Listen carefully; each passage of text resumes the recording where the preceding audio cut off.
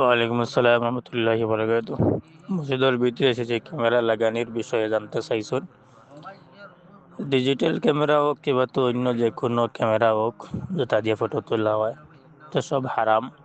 মানুষের ছবি, মানুষের নকলে হরকত, তার সব কিছু এর মধ্যে কয়েদ হয়ে যায়, রেকর্ড হয়ে যায়, সেভ থাকি যায়। আর মসজিদের মধ্যে লাগানি এগো তো আরো আরো বড় ইয়া জঘন্য ইয়া পাপ হয়। আল্লাহ না করছেন, এর বাদেও আল্লাহর গরু আনি হারাই দিছি আমরা না করার বাদেও।